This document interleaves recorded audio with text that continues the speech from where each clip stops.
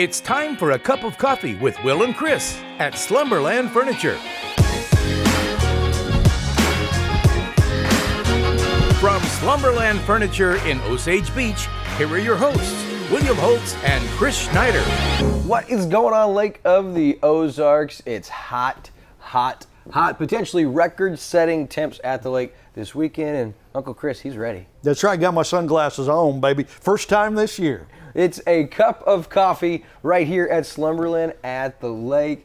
And this week, some interesting things, Chris, have happened from the rock collapsing on 242, a couple of rescue missions at the lake over the weekend. Also, Lake Regional honors some very special anniversaries for some of their staff, doctors, nurses. We'll talk about that. And also some very concerning audio released from the Camden County prosecuting attorney. That's Caleb Cunningham. We'll break that down a little bit and share some comments from some other people. Also, on top of that, the Blues tie it up heading into Tuesday night's matchup. I know you've already watched it. Blues probably up 3-2. We're going to talk about the Blues, playoff hockey, nothing like it, that and a whole lot more when we come back on this week's edition of Cup of Coffee. Hey everyone, Daryl Cunningham with Slumberland Furniture at the Lake. We're standing here under our tent that just got delivered. We're going to fill it up in these next couple of days so you can have some great deals.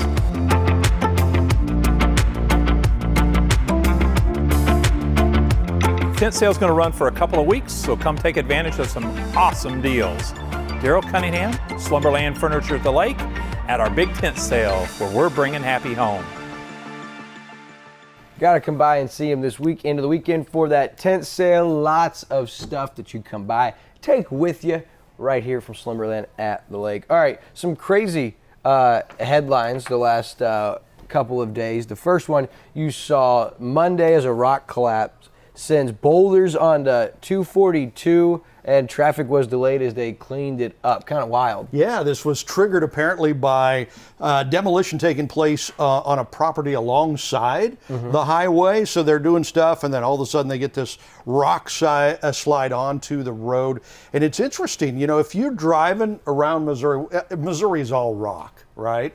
And in these highways where they've blasted, you know, and you got rock walls on the side of the road, you see a lot of rocks falling off there. Yeah. And I think a lot of it is, you know, winter, you get water in there, it freezes, it expands, warms back up, and some of these rocks are falling off. Makes me a little nervous when you're driving along. Right. And you got a really high rock wall, like over there by 242, you know, Menards and stuff like that along 54 there. That's a little dangerous. They've had a rock slide there on 54. Oh, yeah, and actually, the last time this happened, almost 2 years ago, the article right under that one from Lake Expo, you saw that picture through the windshield? Yeah. That was my picture. What? Yeah, I was in Osage Beach going to get Unique, and that had happened. It happened right in front of me, and a minivan actually got the worst of it, and it was happening, and it tore this guy's minivan to shreds. And I was able to slow down and come up, but that's the picture that I got, and that is frightening. It is. Because when you're driving, you just expect the road to be open and clear. Sometimes you see a deer, but when you're talking about, you know, basically a rock avalanche, you know, boulders coming on, like Indiana Jones type stuff, that's scary. I think they're gonna, you know, I'm not an engineer. I don't know really anything about it. He's not an engineer. But I am seeing these rocks falling off on the side of the road, and that, you know, when you've got a rock wall, and again, over there by Menards, that sucker's, what, about 100 feet high or so. If you've got rocks falling from up there onto the highway, it's not going to be good. That could kill somebody easily. So you wonder if MoDOT's going to have to come in, look at that stuff, and make sure it's still safe, maybe take some of that out of there. It would be an expensive undertaking anyway. You shake it. All right, a couple of interesting rescue stories. The first, adults were stranded on a dock, rescued. Now, there wasn't incident, but kind of an interesting story for a rescue mission. Yeah, okay, so 7 people left stranded on a dock after the ramp collapses. This was on Friday, May the 6th,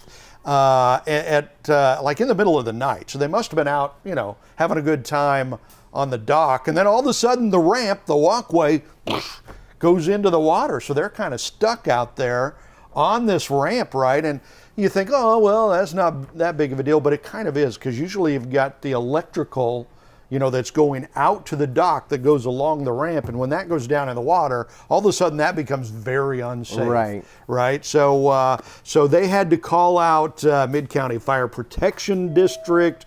They originally couldn't find the dock. And so then they had to do a lot of cell phoning. Well, they thought that it had kind of started to float away, so they were looking for this floating dock, but it was still really close to the shore. And real quick, because I think you got them, it's Friday morning, not the evening. Making sure it wasn't at night, because I don't think... Early hours of Friday morning. Right, because the other story we got is in the evening, and make sure that we don't incorrectly say they were out having a good time. They're probably fishing or something, my God. I don't know. But usually when they say the early hours of Friday morning, it's after midnight. So I'm guessing that was after midnight.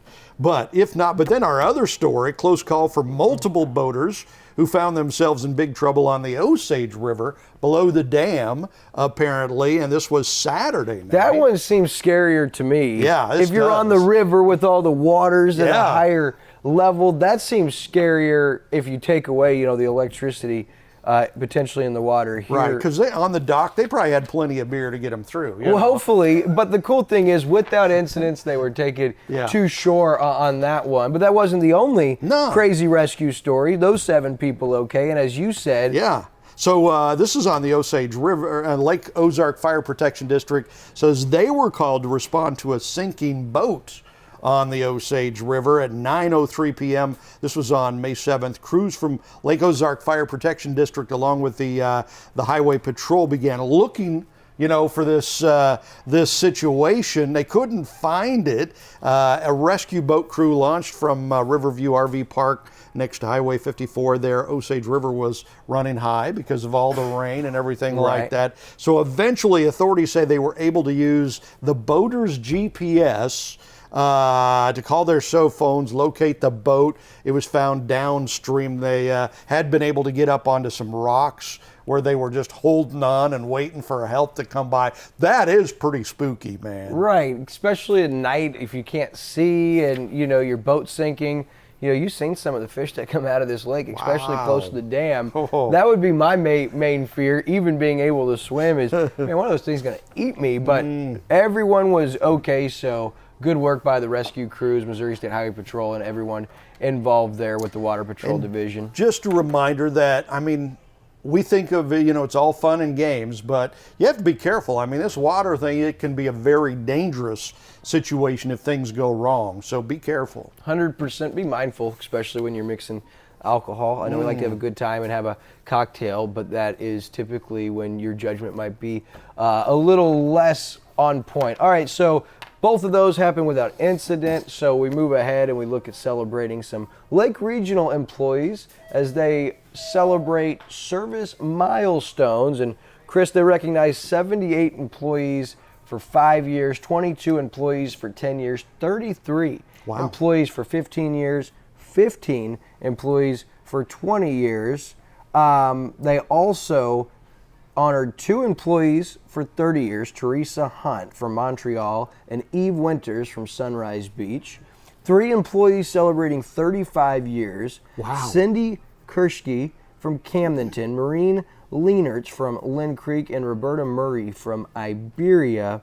3 employees for 40 years, Karen Bischoff from Osage Beach, Kathleen Bybee from Preston, and George Ann Davis from Lynn Creek. And 1 employee celebrated 45 years. Janny Drover from Camdenton, and CEO Kevin McRoberts said their commitment to our patients, our community, and our team has made it possible for us to grow and advance local health care.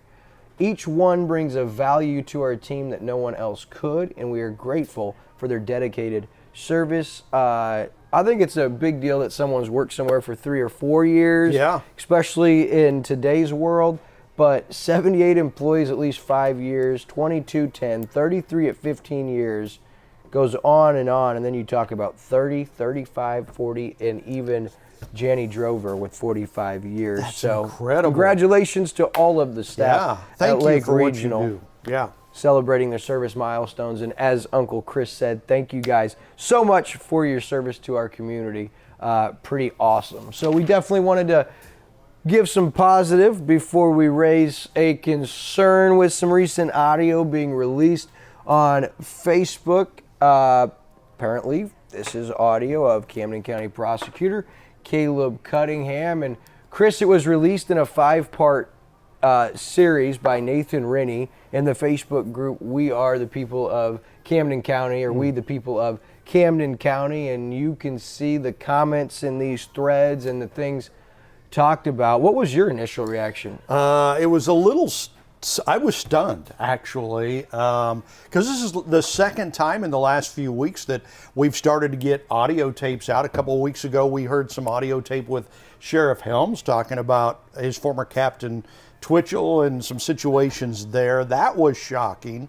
And now this comes out, and it's just even more shocking. I mean, you think when you live in a small community like this, and it's a fairly conservative community, that, you know, things are going to be nice and clean and all on the up and up, and then you start hearing and seeing all this dirt coming out. It's very disappointing. That's for sure. And you know, and you want to look at it with, you know, an honest eye. I mean, are these tapes for real? You know, I mean, what is the motivation behind, you know, the tapes? Or, you know, I mean, is it, and we're coming up to election season, so, you know, that's one of the main reasons why things are coming out. But these are so amazing because in the tapes, this Mr. Cunningham, I mean, he really disses on local communities, on Lake Ozark, on Osage Beach, Lynn Creek, Sunrise Beach.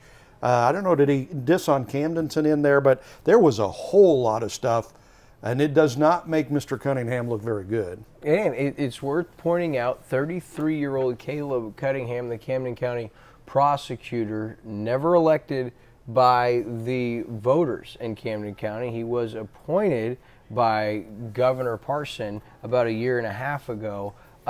And once he found out about his appointment, there was an interesting audio clip that was shared. And before we get too far into this, I want to say, as we move forward with Cup of Coffee here, you know, we don't necessarily want to sling mud. We don't care to attack people's character. As a matter of fact, Chris and I could tell you that we're human. We've messed up. We've showed lapse in judgment. We've made mistakes.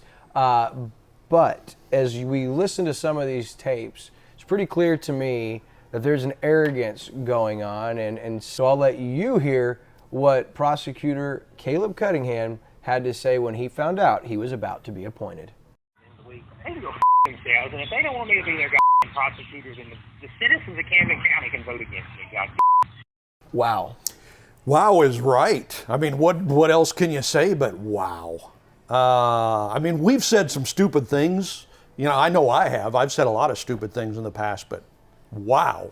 I mean, the difference is, Chris, that you are not a appointed official who holds more power than anyone else within our county. Yeah. You know, it really is the prosecutor and the presiding commissioner, and we're not going to get into presiding commissioner today, but when you have that much power, make it very clear, Camden County, how this prosecutor may feel about us, and also the challenge or the suggestion that if we don't like him in there, we can vote him out. And come August 2nd, we will have that option. A couple other things you alluded to, you can hear in these audio tapes, is some dissing of the other municipalities. You'll have to search if you want to find those on that page.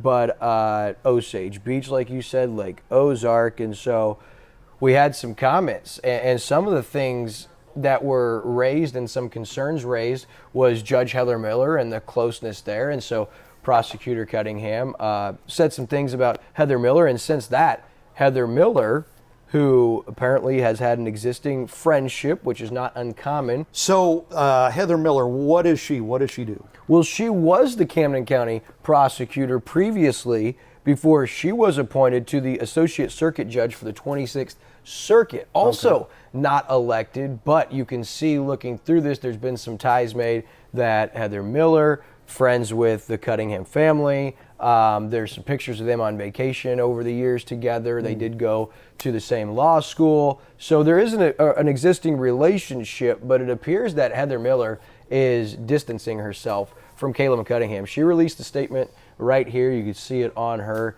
page. Like many of you, I was shocked and saddened by the recent audio recordings that have been released of our county prosecutor. I want to be perfectly clear. I do not agree with or support the statements made by Mr. Cunningham. Furthermore, I am not running as part of any slate with any other candidate or candidates. To the extent that myself and other candidates are at the same events, it is simply a result of the campaign season, where all candidates find themselves at many of the same community events to visit with voters. I'm solely focused on my own race and spreading my message of support for our law enforcement officers and first responders, ensuring victims receive justice and ensuring fair trials for all. So that was Heather Miller's statement. She is distancing herself as quick as she possibly can. Probably a smart political move because this audio rather damning. And as we go on and look at some more of the audio, the stuff that was said about potential other municipalities, Mayor Michael Harmison from the city of Osage Beach said, I found Cunningham's comments appalling. In my 2 weeks as mayor, I find his comments to be incredibly inaccurate. I'd like to sit down and ask if that's the way Prosecutor Cunningham feels about Osage Beach. And if he really does, why exactly does he feel this way? Mayor Dennis Newberry from the city of Lake Ozark said if Cunningham's comments are authentic, it's disheartening to learn of them. Anyone who attended this weekend's Magic Dragon car show would know Lake Ozark and our police department are anything but a third world country. Yeah, and what he's alluding to is Cunningham on those tapes called Lake Ozark like a third world country. Well, he didn't leave anyone out, and at this point the audio tapes are there. We're going to let you guys look into those as much as you want, but some of the response is tells the whole story and would make you want to go look at these. Chief Gary Launderville, police chief with City of Lake Ozark, said we don't even pay any attention to that. He goes, we're too busy moving our city forward as we've continued to do for the last 8 years. Even though it's disappointing that any elected official would say those things, it's not an accurate representation of the City of Lake Ozark's police department. He said, we had a great Magic Dragon Street Meet car show this weekend, and we're eager to have a wonderful season protecting our constituents. And Commissioner James Gohagan, who is the commissioner with the Camden County Commission, he is a third of the commission office. He said, I had high hopes for Caleb, but sadly, he has weaponized his office politically against the citizens of Camden County. I do not have faith he will do his job honorably. Wow. And so those comments tell you a big part of the story. And what's interesting is when talking about, if you listen to these tapes and you hear some of the things that he says, it seems a little hypocritical that Prosecutor Cunningham is running on his back. The blue signing, look at all of his signs. It's got the blue line, and he is very pro law enforcement publicly. And when he was speaking with him, we're not really sure who he was speaking to. Somebody that he thought he could trust that obviously didn't like the things he was saying and found him damning and so decided to record him and leak these. But there was one that I want you to hear that talked about how he feels his support is with local law enforcement and how proud he is of what he's already done in Camden County. I got law enforcement locked the fuck down. Nobody will ever have more law enforcement support than I do. And the fact that they have not erected a statue of me is a little disappointing. Someone is very, very proud of themselves. And the fact that they haven't put up a statue of Prosecutor Cunningham, are you shocked? I'm shocked. I'm stunned. Just for a 33-year-old, though, that's not elected, it does seem very clear there is a consistent theme. There is an arrogance. There is the need to stand on this audacious platform of being better than everyone else around. It seems like Prosecutor Cunningham really feels like he has a handle from nonprofit organizations to law enforcement. But when you look at some of these comments, and I can tell you, speaking to some of the other municipalities that didn't want to officially comment yet, they're aware of the comments made by Prosecutor Cunningham, and there is not a single police department or municipality that is excited or feels like they were represented accurately. And then you can even look at a few of the other things brought up We talked about the lawsuit recently. We talked about Chris Twitchell, and we talked about Sheriff Tony Helms in Camden County and the precedent. And it's like, well, if we had a prosecutor in there who was for the city, really doing things for the voters, for the constituents, maybe he'd put an end to this. But you can see clearly in some of this, he even addresses Chris Twitchell, and he addresses the mishandling of Chris Twitchell. So it seems to me something's gone on, and there's a difference, Chris, between locker room talk and what you would say. But when you're an elected official, you really want your locker room talk and what you say and what you feel to be as closely aligned, because you're always being watched, you're always being listened to, and there's always somebody there ready to figure you out. And it appears that our appointed prosecutor, Caleb Cunningham, has been figured out, and we, Camden County, have to make sure you are registered to vote and you're ready to vote on August 2nd. And there's other candidates out there. And again, one more time before we go, Prosecutor Cunningham, he did mention that if you, the people of Camden County, don't like him as our prosecutor, here's what he thinks you should do. They can go themselves, and if they don't want me to be their prosecutors, then the citizens of Camden County can vote against me. God. Wow, every time it doesn't get easier to listen to, it doesn't get more believable, but that was said, and I did reach out to Sheriff Tony Helms and ask for comment. I said, as our sheriff, as the person that's been voted in to protect the people of Camden County, well, I'm sure you were as shocked as I was. Could you offer comment?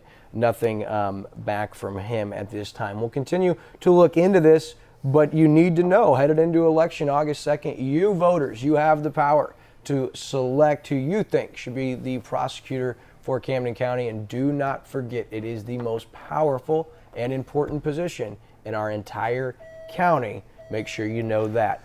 Well, and let me ask, because I'm kind of a newbie to the lake. So he was appointed to that position. He wasn't voted in. Correct. So remember, we did a story on it. It was right towards the very beginning, maybe episode 2 or 3 of Cup of Coffee. No one knew who he was. Because there was an old case, a cold case that he was, he cleaned up or something like that, and he was given a lot of credit for that.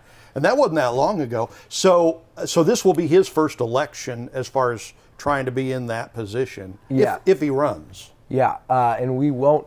I know exactly the case you're talking about, and there's some questions surrounding that case in regards to Prosecutor Cunningham as well. But a lot to still figure out here. The most important thing is we've seen the climate of local politics change drastically over the last few years here at Lake of the Ozarks. We need that to continue as far as more people getting involved, asking questions, and voting. That's the most powerful thing you can do. We've said it before, we'll say it again. National politics, as much as you may not like them, as much as you want to bark about it, and you listen to it and you watch it, does not affect us as directly as our local politics and local positions. It all starts locally. I mean, nationally, there's only so much we can do nationally, and certainly want to vote for that, when that time comes around. But you can do a lot of stuff locally. Get involved. Become a poll, watcher, a poll person. Volunteer for whatever political party you like, you want to work with. Volunteer, do that, but get involved, because if we don't, then you can't complain about the crap that's going on. Right. And we here at Lake TV, we get passionate about this stuff, and we don't do it for views. We don't do it for people liking us, or we do it because we want what's best for this area. We're not afraid to talk about what's hard. We weren't afraid to talk about Lake Regional and Dane Henry. We weren't afraid to talk about Camdenton and Tim Hadfield and the janitor situation. We haven't been afraid to talk about Lake Regional and the COVID situation and ivermectin. We weren't afraid to talk about SSM. We're not going to be afraid to talk about this, because this is so important. And so we urge you guys again, August 2nd, make your voice heard and vote. And I'll leave it up to you whether or not you think Prosecutor Cunningham should be elected for another term. All right, so as we look ahead to sports and national stories, the Blues, man, after winning Game 1, they looked awful in Game 2 and 3 before looking more like themselves in Game 4. They tie up the series. Of course, really tonight, which you guys have already seen. I hope the Blues are up 3-2. Hopefully they're able to go on to the second round. Do you know if any of those defensemen that are out for St. Louis, are they going to have a chance to come back, or are they out for the rest of the postseason? Yeah, I don't know. I'm not sure what their injury situation is. 3 of their top 6 defensemen, though, are out this series against the Wild. That's not good. You know, when that year they won the Stanley Cup a couple years ago, I thought they were going to lose every round, and they found a way to win every round. Hopefully they can do that again, but this is a tough series. And speaking of 2019, that was the year that Jordan Bennington, really bursted onto the scene, and he's taken a back seat to Husso, but after game 2 and 3, Husso got rocked. Guess who came in game 4 and played hero? Jordan Bennington. Be interesting to see who the Blues roll with if there is a series deciding game. Who do you put in there, Bennington or Husso? Wow, that's a good question. I guess you got to go with Husso again, unless he just can't do it. I just love playoff hockey. I can't wait till the day when the Buffalo Sabres are in the playoffs. I hope you live that long. So. All right, some exciting upcoming events around the lake. This Saturday is the 2nd annual Ozark Pirate Fest at Captain Ron. Starts at 11, goes till 7. Free entertainment with free admission. They'll have vendor booths, great food, great drinks. Swim beachside will be awesome. And then Sunday, last chance to qualify for the Roof Masters Sing Your Heart Out finale. Sign-up start at 6. Amateur singers, bring it on. It's the last spot. You can win $100 and punch your ticket into the finale on May 22nd at Captain Ron's. The winner, $3,000 cash and prize package, and they get an automatic spot in the top 10 from the Ozarks Amphitheater's Lake Ozarks Got Talent in September. Another $3,000 on the line for that. So serious competition. Looking forward to that. Also, Monday, June 6th, another event at Captain Ron's. I'll be squaring off with DJ Kyle Miller for our first annual celebrity bartending benefit for Wonderland Camp. And you're already raising money for that, man. You're like raking it in. I already raised over $1,000 for my tip jar, and I'm hoping to have close to $2,000 by that Monday night. And I'll do whatever it takes to raise more tips than DJ Kyle. You'll do anything? Whatever it takes. You heard it. So. Out of control. All right, so as we look at other things going on Lake TV right now, we've got the Community Spotlight Show, and we have Ashley McDonald, the COO of Central Ozarks Medical Center. She's great in this too, isn't man. she? Oh, yeah. Got to give her a shout out. So Ashley McDonald, just like Kelly Miller, who's the CEO of Central Ozarks Medical Center, they wear lots of hats, and they have so many talents, and they're so well connected. Ashley, she bartends and helps her different friends that own bars and grills and restaurants. And so she bartended at Trace Hombre's Friday night. Her friends own Trace, and she raised $172 for Wonderland Camp because she donated all of her tip jar that night to my tip jar for June 6th. And Kelly Miller called me this morning from Blue Cat Tavern, and she said that they want to do something really, really big, so I need to get in touch with her. So Kyle does have his own Shea Bomb. His girlfriend Shay, Blue Cat's doing a Shea Bomb that if you go buy that, 100% of the proceeds go to Kyle's tip jar. He's getting desperate. We had to try those Shea Bombs out at Sing Your Heart Out last week. You tried a lot of things out at Sing Your Heart Out last week. Those things were great, man.